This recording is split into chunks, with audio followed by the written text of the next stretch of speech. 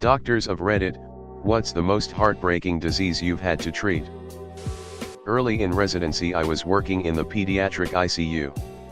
There was one little girl that I had the pleasure of taking care of that I will never forget. The specific disease I do not remember off the top of my head, some sort of rare juvenile cancer. She had already undergone a bone marrow transplant and suffered most of the complications associated with that treatment. Her disease progressed during my month there. It became apparent both to the patient and her mother the inevitability of her situation. Eventually it was decided that she was to be a DNR/DNI status. About that time her respiratory status took a turn for the worse. Watching the life begin to leave her tiny frail body as her lungs filled with fluid was by far the worst I have experienced as a physician. I don't know if I have gotten more callous during my training, or just the amount of death I have been surrounded by, but nothing at work has brought me to tears since. Good luck in your training. It is a hard but rewarding career path. I was a CNA and was in the burn center. I had a patient with 75% burns. Most were third-degree burns and he didn't feel anything there cause the nerves were destroyed. But the places where he had first and second-degree burns he felt. I was in his room once doing something random and I heard a noise from him. He was clicking his morphine/medicine button but he reached his quota for the hour. I'll never forget his eyes as he looked at me. It broke my heart. It's been about 4 years, but I can remember everything about the moment. I'm sure in medical school/throughout your career you'll get plenty of moments that will have an emotional impact on you. Kudos on making it this far. Smiley face. Not a doctor, but my best friend has muscular dystrophy. It breaks my heart to slowly see him lose his freedom of movement. As a pharmacist, I had a young girl, younger than 5, come in regularly for her meds for harlequin ichthyosis. I'll let you Google that one on your own, but I don't recommend it. She was the nicest young lady I had ever met, always smiling, always polite, and absolutely beautiful. I was devastated when she stopped coming in, and her parents told me why. Nurse here. Take it subcardiomyopathy. Also known as broken heart syndrome. A lady I cared for in ICU developed this after her husband died. So sad.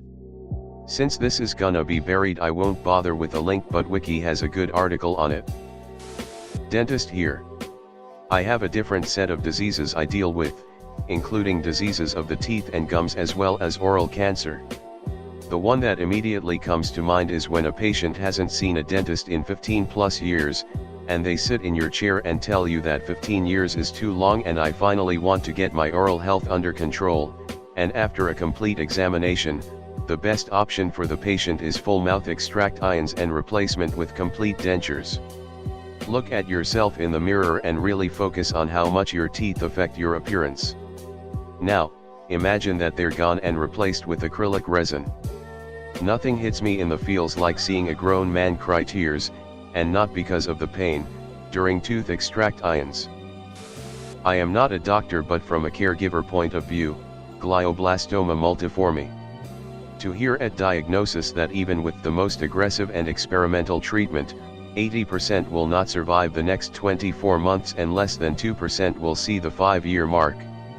Combine this with the massive brain damage and its subsequent impact that will occur during the course of treatment, it is a harsh way to have your greatest love slip away through your fingers. Life may be a bitch but death is a motherfucker. Not a doctor but I was a unit secretary for an acute pulmonary rehabilitation unit all through college. Most of our patients broke my heart but the one that broke me was not an illness but a 21-year-old kid who fell down a flight of stairs on his 21st birthday because he got so drunk that he was paralyzed and in a persistent vegetative state.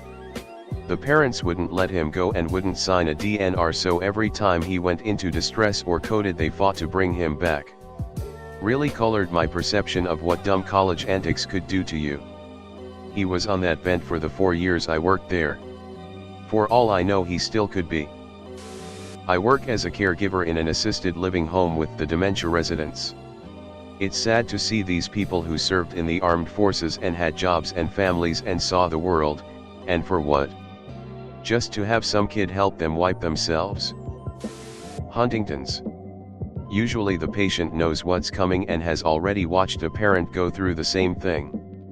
They're often young adults, and there are often symptoms of just terrible OCD and depression early on that can be debilitating even when the physical disability is still manageable. Charcot-Marie-Tooth. Basically, the more you use your body, the faster you lose your ability to grip, walk, hold, etc., if I am correct. My mom had to treat a woman who had stomach cancer. She couldn't eat anything or she would vomit black fluid. My mom said Jessica was such a beautiful name for someone who had to go through something so ugly.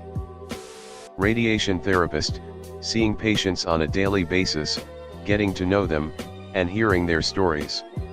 Heart breaks a little every time I realize I can't fix someone. Lou Gehrig's disease, aka amyotrophic lateral sclerosis.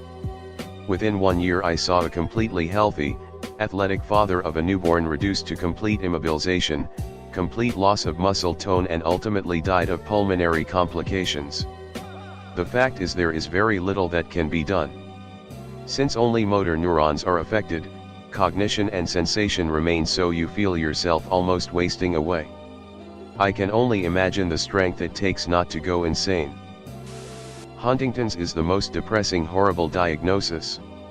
You're not feeling well because your mind is going to degenerate until you're unable to care for yourself. And then you die.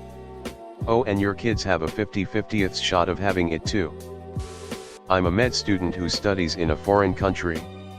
One day we had an oncology class, and as we walk in we see a young woman, early 20s, seated next to the doctor.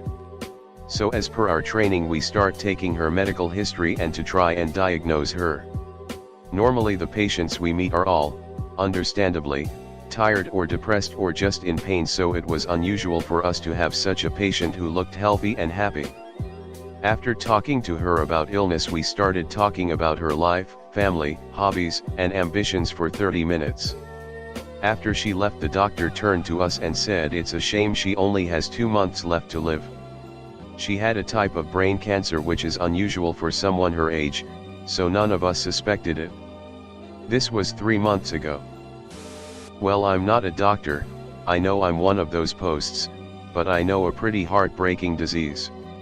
Multiple members of my family have suffered ALS, what Stephen Hawking has, and it's terrible seeing someone who was full of life 1 month and slowly being paralyzed the next.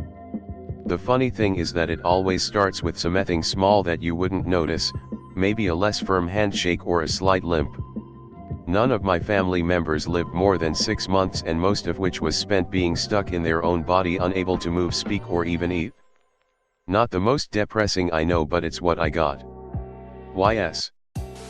Cardiovascular disease. Not a doc, but my friend has something called HS. I've seen her in tears from the pain and frustration of it. She feels dirty all the time. She's has the 2nd stage of I, and just was told she has become infected with MRSA as well. http://www.mayo.clinic.com/health/hidradenitis-subpurativus/DS00818. Heart disease. Cardiac arrest. LOL, get it? Stupidity. You can treat ignorance, but not stupidity. Love. Done done done. Hotter. Thank you for watching the video. Welcome to Reddit Wisdom. Here you will learn the wisdom of the crowd, the wisdom of Reddit. Please consider subscribing for more Reddit wisdom.